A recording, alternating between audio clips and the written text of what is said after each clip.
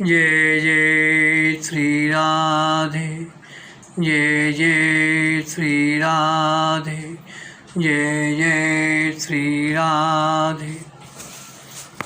भक्ति भक्ति भगवंत गुरु चतुर्नाम बपुए, इनके पद बंदन की नाशे विघ्न। नमो नमो जय श्री वृंदावन रचि बरिचति घन घोरी, नमो नमो जय कुंज मेहलिनित, नमो नमो जामी चुकोरी, नमो नमो जय कुंज बिहारिन, नमो नमो प्रीतम चित चोरी, नमो नमो जय श्री हरिदासी, नमो नमो इन्हीं की जोरी। आज के सत्संग में राजा बलि की स्त्री श्री विंध्यावली के चरित्र का वर्णन करेंगे। प्रियादास जी कहते हैं, विंध्यावली तियासी न देखी कहूँ तिया ने, बांध्यो प्रभु पिया देख किया मन चौगनो, करे अभिमान दान देन बेचो तुम्हीं को, कियो अपमान मैं तो मान्यो सुख सोगनो, त्रिभुवन छीन लिए दिए बेरी देवतान, प्राण मात्र रहे हरि आन्यो नहीं ओगनो, ऐसी भक्त होए जो पे जागो रहो सोई हो, रहो भव माज पे लागे नहीं भोगनो। प्रियादास जी कहते हैं, राजा बलि की स्त्री विंध्यावली जी के समान कोई भी स्त्री देखने सुनने में नहीं आई, जिसने वामन भगवान द्वारा अपने पति को बांधा गया देखकर अपने मन को थोड़ा भी मलिन नहीं किया, बल्कि मन में अति प्रसन्न हुई। उस समय भगवान की प्रार्थना करते हुए विंध्यावली ने कहा, प्रभु राजा आपका सेवक होकर मैं बड़ा दानी हूँ, इस अवमान के बस अपने को दानी और अनंत कोट ब्रह्मांडों के स्वामी आपको तुच्छ भिक्षुक मानकर दान करने बैठ गया। भगवान की संपत्ति को अपनी मानकर स्वयं दाता बनकर स्वामी की भगवान को दान देना, भगवान के समक्ष दानी पने का अभिमान करना भगवान का अपमान ही है। इससे आपका बड़ा भारी अपमान हुआ। आपने जो कृपा रूप दंड देकर इसके अपमान को चूर किया, इससे मैंने 100 गुना सुख पाया। वर्णन आता है कि सर्व अंतर्यामी भगवान विंध्यावली की इस भाव पर बड़े प्रसन्न हुए। बोले, देवी तुम्हारे पति के द्वारा आज मुझे 3 पग पृथ्वी मिलनी चाहिए, इसकी पूर्ति कहाँ से होगी। विंध्यावली ने कहा, देव आप समस्त लोकों के एकमात्र स्वामी हैं, भला हम जैसे लोग आपको क्या दे सकते हैं। इसलिए इस समय मैं जो निवेदन करती हूँ उसके अनुसार आप कार्य कीजिए। मेरे स्वामी ने इस समय 3 पग भूमि देने की प्रतिज्ञा की है, उसके अनुसार मेरे पूज्य पतिदेव तीनों पगों के लिए स्थान इस प्रकार दे रहे हैं। प्रभु देवेश्वर, आप अपना पहला पग मेरे मस्तक पर रखिए, जगतपते दूसरा पग मेरे बालक के मस्तक पर स्थापित कीजिए, तथा जगन्नाथ अपना तीसरा पग मेरे पति के मस्तक पर रख दीजिए। केशव, इस प्रकार से मैं ये 3 पग आपको दे रही हूँ। भगवान ने इनकी भक्ति की सराहना की।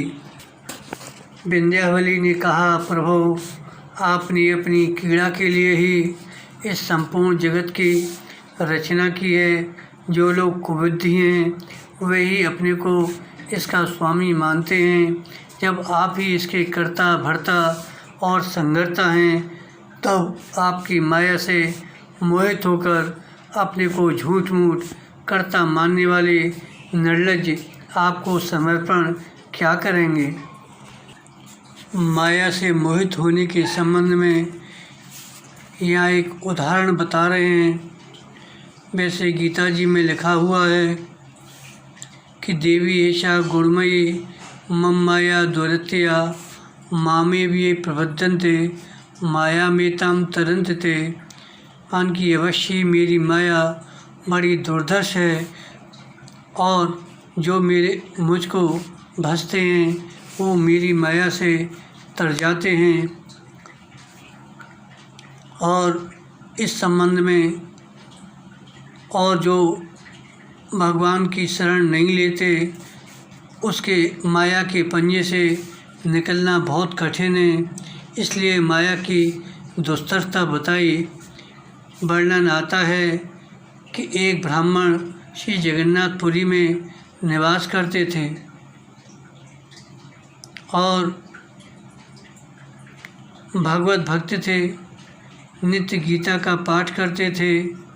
स्वाध्याय के सिलसिले में जब गीता जी का श्लोक आता माया मेताम तरंतते, यह श्लोक आता तो पंडित जी बहुत हंसते और कहते कि देखो तो भगवान ने अपनी माया की कैसी बढ़ाई की है। भला हम सरीखे साधन संपन्न व्यक्ति का वह कर ही क्या सकती है। ऐसे ही बहुत दिन हंसे। तब भगवान ने इन्हें अपनी अघटित घटना पटीयसी माया दिखाने का संकल्प किया। एक दिन पंडित जी स्नान करने को चले और अपनी पत्नी से कहा, तुम शीघ्र ठाकुर जी को भोग लगाने के लिए खिचड़ी बनाओ, हम स्नान करके अभी आते हैं। यह कहकर पंडित जी मार्कंडेय घाट पर जाकर स्नान करते समय ज्यों ही डुबकी लगाए तो प्रकट हुए काशीपुरी में मणिका घाट पर, जबकि स्नान के लिए जगन्नाथपुरी में मार्कंडेय घाट पर स्नान के लिए डुबकी लगाई थी। अब तो पहुंच गए काशीपुरी में। यह भौचक्के से इधर उधर देख रहे थे। एक ब्राह्मण ने पूछा, तुम कौन हो? इन्होंने कहा, हम जगन्नाथपुरी के ब्राह्मण हैं। ब्राह्मण ने क्या तुम कुछ पढ़ने लिखने के लिए काशी आए हो? इन्होंने कहा, हाँ। फिर तो वह ब्राह्मण इनको अपने घर ले गया। सब प्रकार की सुव्यवस्था कर दी तथा अच्छी तरह से वेद शास्त्र का अध्ययन कराया। तत्पश्चात इनको योग्य देखकर इनसे अपनी कन्या का विवाह भी कर दिया। ये पढ़ लिख कर वहीं बस गए। इनके कई संतानें हुईं। ऐसे ही 12 साल बीत गए। एक दिन ये पुनः मणिकर्णिका घाट पर स्नान करने गए तो ज्यों ही डुबकी लगाई फिर जगन्नाथपुरी में मार्कंडेय घाट पर प्रकट हुए। देखा धोती लोटा जहाँ का तहाँ धरा है। किंचित किंचित काशी के प्रसंग की भी स्मृति बनी रही। सोचते विचारते घर गए। पूछे, खिचड़ी बनकर तैयार हुई कि नहीं हुई? पत्नी बोली, आज बहुत जल्दी आप स्नान करके आ गए, अभी तो मैंने केवल चूल्हे पर चढ़ाया भर है। फिर धीरे धीरे रसोई बनी, ठाकुर जी को भोग लगा, तत्पश्चात प्रसाद पाए। उधर काशीपुरी में शोर पड़ गया कि पंडित जी के जमाई कहीं चले गए हैं। बहुत खोजबीन हुई। एक आदमी ढूंढते ढूंढते जगन्नाथपुरी आया तो इन्हें अपने कुटुंब परिवार में निमग्न देखा। उसने काशीपुरी में इनके यहाँ रहने की सूचना दे दी। ब्राह्मण ने इनको वहीं बुलाने का बहुत प्रयत्न किया, परंतु ये जब नहीं गए और न कुछ जवाब दिए तो वह ब्राह्मण अपनी लड़की तथा लड़की के लड़कों को साथ लेकर काशी से आया और इनसे उन सबको अपने साथ रखने को कहा, परंतु ये तैयार नहीं हुए। तब उस ब्राह्मण ने पंचायत की और पंचों से समस्त वृत्तांत कहा। पंचों ने कहा, पंडित जी आपको धोखा है, ये तो पुरी छोड़कर कहीं जाते ही नहीं। परंतु काशी का ब्राह्मण अपने कथन पर दृढ़ रहा। तब पंचों ने इनसे पूछा तो इन्होंने कहा, वैसे तो ठीक ठीक हमारी समझ में कुछ नहीं आ रहा है, परंतु हमको तनिक तनिक याद सी बनी है कि हम काशी गए थे, इनके यहाँ निवास किया था आदि आदि। तब सबने बड़ा आश्चर्य माना और इनसे मानसिक चिंतन के संबंध में पूछा तो इन्होंने गीता के माया निरूपण वाले श्लोक के विषय में अपनी बनी धारणा को व्यक्त किया। तब सभी लोगों ने निश्चय किया कि यह हर माया का ही अमित प्रभाव है। इनके संदेह को दूर करने के लिए भगवान ने अपनी माया का किंचित प्रभाव दिखाया। पंडित जी की भी समझ में आ गया। तात्पर्य है, वस्तुतः भगवान की माया दुस्तर ही है, इससे भगवत कृपा से ही पार पाना संभव है। ऐसे ही विंध्यावली ने भगवान से कहा कि आपकी माया से मोहित होकर अपने को झूठ मूठ कर्ता मानने वाले निर्लज्ज आपको समर्पण ही क्या करेंगे। एक उदाहरण और सुनाते हैं मिथ्या ब्रह्म ज्ञानी का। एक कोरा ज्ञान कथन करने वाले ब्रह्म ज्ञानी ने बड़ा सुंदर बाग लगाया।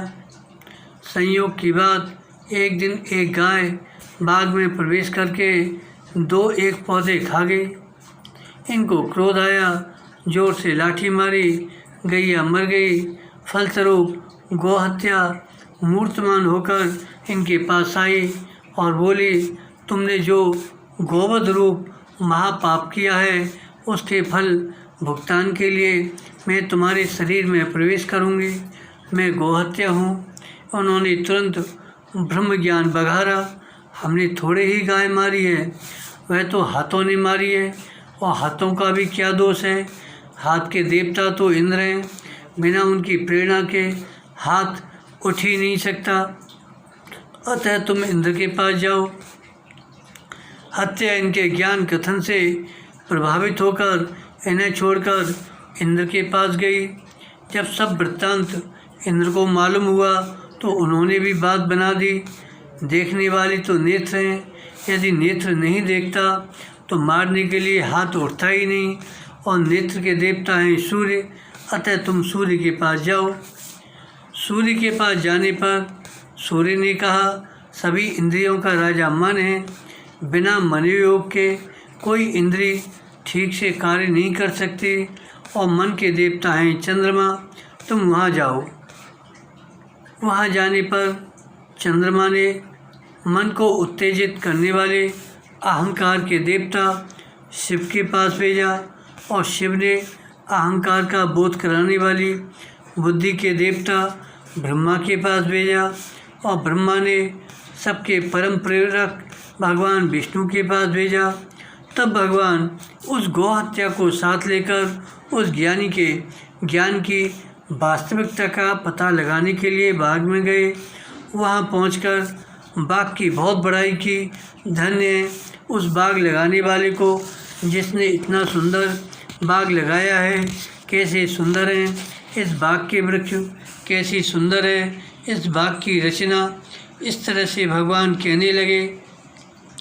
अब तो मिथ्या ब्रह्मज्ञानी प्रशंसा सुनकर फूल गए, अभिमान में भर के बोले, ये बाग हमारा लगाया है, मैंने इसको लगाया है, मैंने इसको सींचा है, संभाला है, आदि आदि। तब भगवान ने मुस्कुराकर गोहत्या से कहा, जब सबके कर्ता ये हैं तो गोवध के भी कर्ता ये ही हुए, अतः उस पाप का फल भी इन्हीं को भोगना पड़ेगा। मीठा मीठा गप और कड़वा कड़वा थू, यह ठीक नहीं है। यदि यह शुरू से अकर्ता ही बने रहते तो इससे भी न्यारे हो जाते, परंतु जब बनाने का कर्ता ये अपने को मानते हैं तो बिगाड़ने का कर्ता कोई देवता या परमात्मा नहीं हो सकता। यह मेरा है, यह तेरा है, ऐसा भाव आते ही उस कर्म का भोक्ता जीव स्वयं ही हो जाता है। यहाँ विंध्यावली की अपूर्व निष्ठा दिखाई गई है कि वामन भगवान ने राजा से छलपूर्वक तीनों लोकों को छीन कर राजा बलि के शत्रु देवताओं को दे दिया, पति को अति अपमानित करके बंधवा दिया, नरक भेजने की धमकी दी। बलि के केवल प्राण मात्र शेष रह गए, फिर भी विंध्यावली जी ने भगवान में कोई दोष नहीं देखा, राजा की ही भूल मानी। यदि भगवान की दया से किसी में ऐसी भक्ति हो तो वह चाहे जागता सावधान होकर सत्कर्म करता रहे अथवा सोता, मतलब लोगों की दृष्टि में निष्क्रिय रहे, दोनों अवस्थाएं समान हैं। वह संसार में संसारी की भांति व्यवहार करता रहे पर उसे माया के गुण नहीं लगेंगे, वह जीवन मुक्त है। इस तरह विंध्यावली जी की अपूर्व निष्ठा का यहाँ वर्णन किया गया।